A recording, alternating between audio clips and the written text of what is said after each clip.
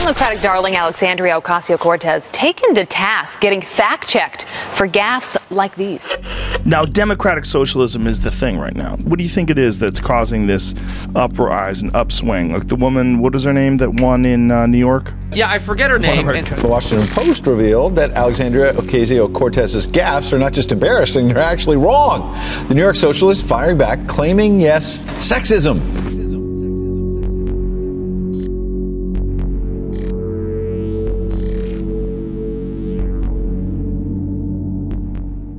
Capitalism has not always existed in the world, and it will not always exist in the world.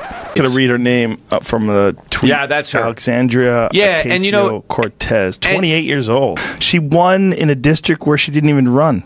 Progressive candidate also won a primary in her neighboring district in the Bronx as a write-in for the Reform Party. Oh, well, that's all right. But she won. She won?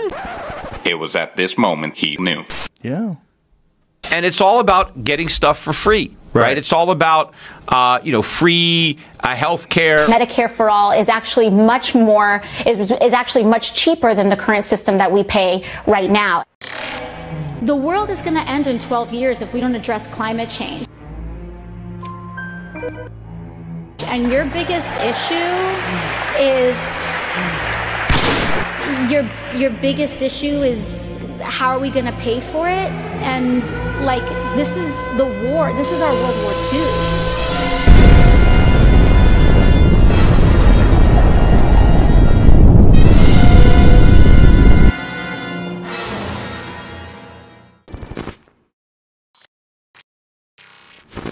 There is a 75% chance that the entire North Polar ice cap during some of the summer months could be completely ice-free within the next 5 to 7 years.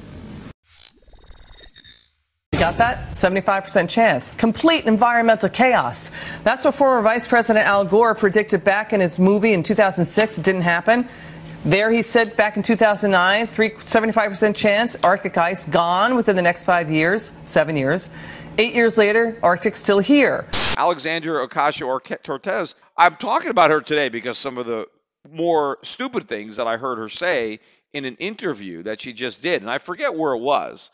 She was being interviewed on stage, and there was a large audience there that was actually clapping. The dumber the stuff she said, the more applause she got. So the people in the audience are, even potentially dumber than she is.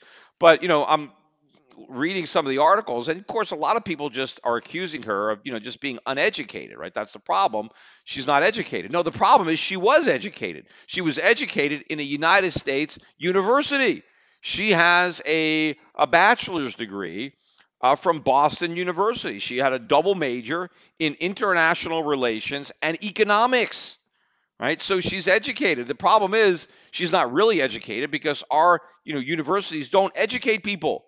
They indoctrinate people, and she's been indoctrinated, but she hasn't been educated. I mean, why don't we blame the university system?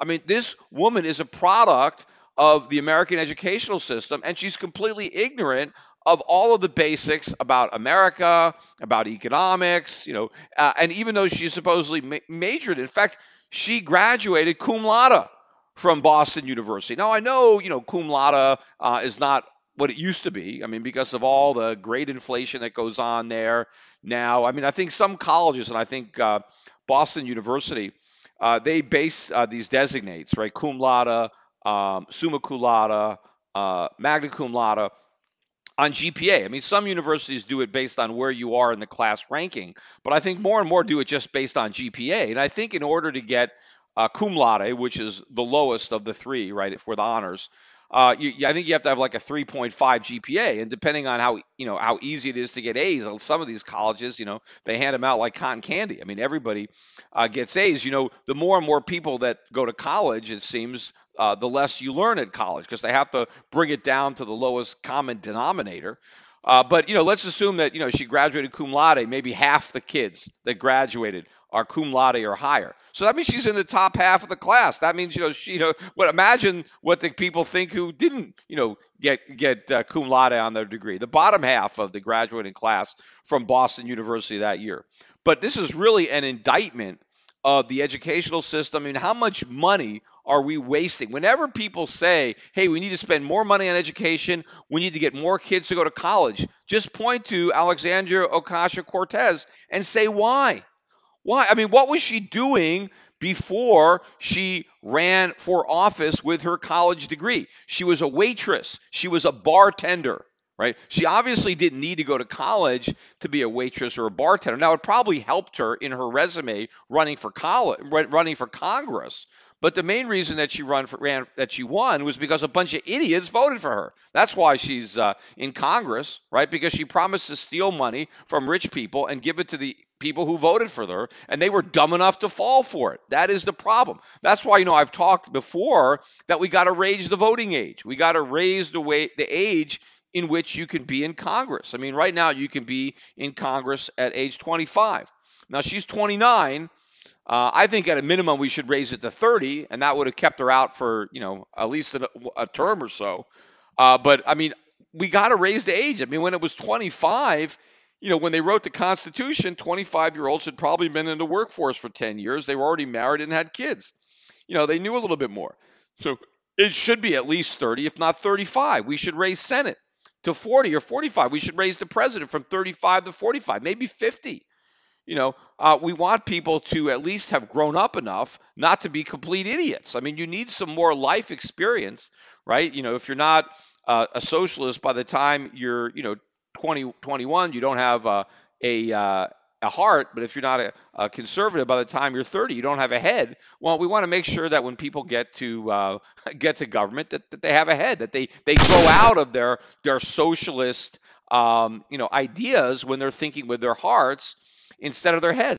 We should pay attention to fear and not logic. Wait, you said pay attention to fear and not logic? Yes. I should pay attention to emotions and not facts? Yes. Why would I pay attention to emotions when that are real in this world? Facts are facts. Are facts. No, emotions are real. Emotions is one removed from spirit. And of course, if we raise the voting age too, we don't want a bunch of 18-year-olds voting, because after all, they're going to vote for people like Alexandria Ocasio-Cortez. Raise the voting age up to 30, and this won't happen as often. Now, I know some people say, well, that's undemocratic, to take votes away from 18-year-olds. Yeah, exactly. Who wants to be democratic? Democracy is not good when you have a bunch of idiots voting for other idiots. That's the whole reason that the founding fathers created America as a republic, to prevent this from happening. You want good government. That is the goal. The goal is not to have everybody voting. The goal is to have good government.